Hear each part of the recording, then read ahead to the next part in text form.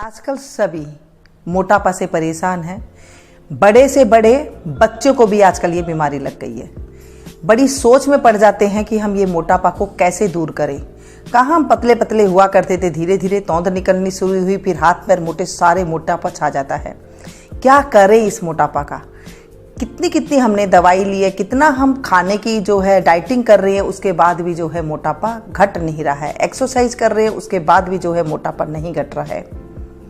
बच्चों को ये इतनी ज़्यादा परेशानी है कि बच्चे उठ बैठ नहीं सकते हैं। पेरेंट्स कहते हैं हम पानी पी रहे हैं, इतना पानी पीते हैं कि पूरे दिन भर जो है अन्न की हम कमी कर रहे हैं।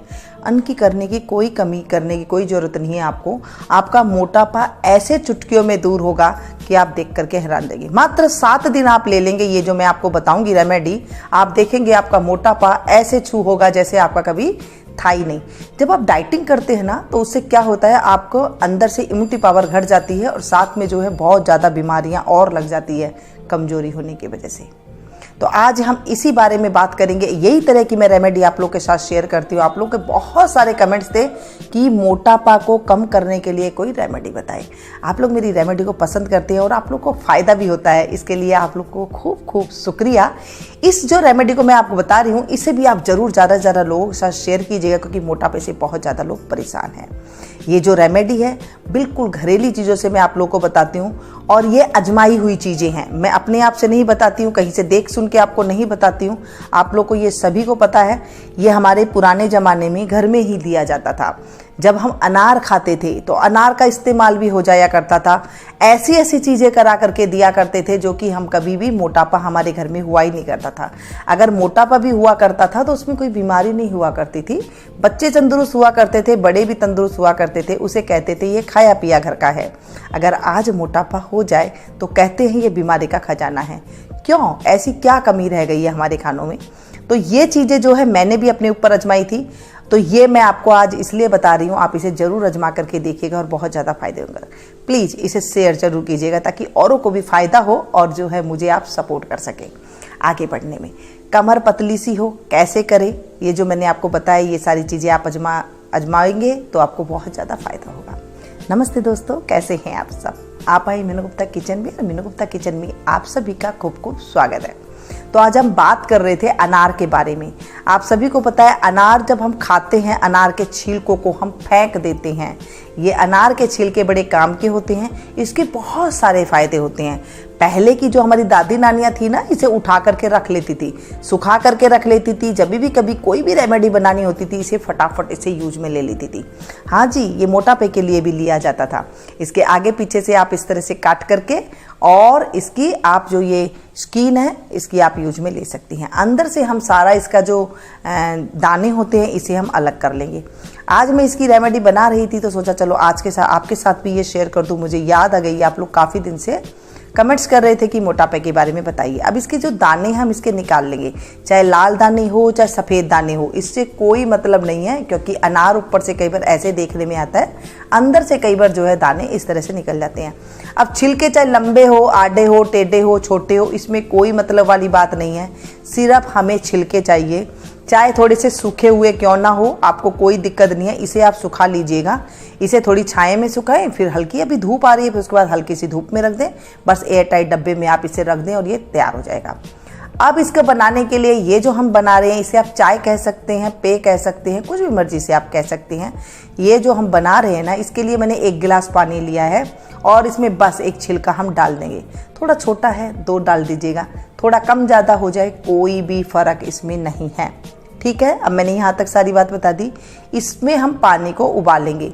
अब पानी कितना उबालना है, पहले तो हम अनार डालेंगे, अनार का छिलका डालेंगे, उसके बाद हम इसमें जब पानी उबाल आएगा तब हम इसमें और चीज़ें डालेंगे। देखिए, सिर्फ 2 चीज़ से मैं आपको बता रही हूँ, 2 चीज़ आपको इफेक्ट करने वाली। अच्छे से पानी उबल रहा है, देखिए अब पानी उबल रहा है, तब हम इसमें डालेंगे सौंफ। सौंफ आपको पता है सभी को पाचन के लिए बहुत अच्छी होती है। कोई भी गड़बड़ नहीं होगी, इसे कोई भी मर्जी ले सकता है, बूढ़े भी ले सकते हैं, बच्चे भी ले सकते हैं, जवान भी ले सकते हैं, इसमें कोई भी इसमें आपको साइड इफेक्ट नहीं होगा। क्यों नहीं होगा? सौंफ सभी खाते हैं, सौंफ का कोई भी किसी को एलर्जी नहीं हो सकती।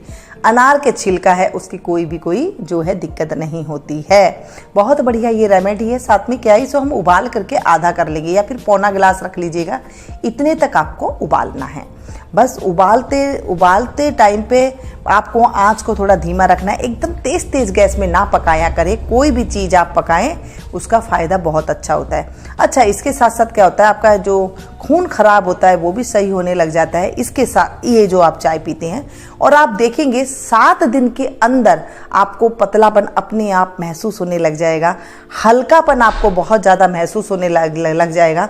जो भी मैं आपको रेसिपी बताती हूँ उसके अंदर भी मैं आपको यही चीज़ें बताती हूँ कि जो चीज़ अच्छी हो खाने में, इस तरह की हमें प्रयोग में लेनी चाहिए।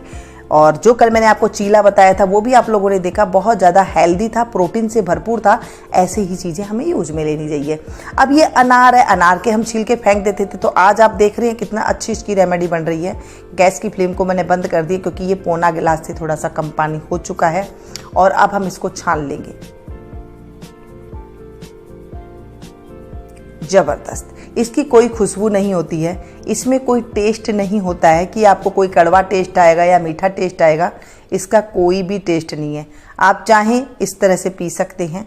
आपको कुछ भी, जैसे बच्चे हैं नहीं पीते हैं, तो थोड़ी सी आप इसमें हल्की सी धागे वाली मिश्री मिला सकते हैं या फिर चीनी मिला सकते हैं, थोड़ी सी चीनी या फिर शहद। तो देखिए आजकल मैं आपको कह नहीं सकती कि असली शहद है, तो आप जो मर्जी आए उसमें से हल्का सा मीठा आप कर सकते हैं ताकि बच्चे इसे आराम से पी लें। बच्चों को आराम से पी लेंगे तो ये है कि इस तरह का जो काढ़ा होता है वो पी सकते हैं। इसका, जैसे मैंने कहा, इसका कोई टेस्ट नहीं है कि आपको मीठा लगे कि कड़वा लगे, इसका कोई टेस्ट नहीं है। लेकिन फ़ायदा ये ज़बरदस्त देगा क्योंकि मैंने अपने ऊपर ये अपनाया तो इसमें मुझे फ़ायदा बहुत ज़्यादा मिला था। क्योंकि हमारे बचपन में जब ये चीज़ें उठा के रख दी जाती थी तो इससे कई बार खांसियाँ दूर कर दी जाती थी, कई बार जो है कई चीज़ तरह की इसमें यूज में आया करता था अनार का छिलका। तो इसे आप इस तरह से यूज लेंगे तो आपके बच्चे, बड़े, बूढ़े, जितने भी ये प्रॉब्लम है, मोटापे की प्रॉब्लम है, ये सारी दूर हो जाएगी। आपको पता है मोटापे से कितनी सारी बीमारियां हो जाती है।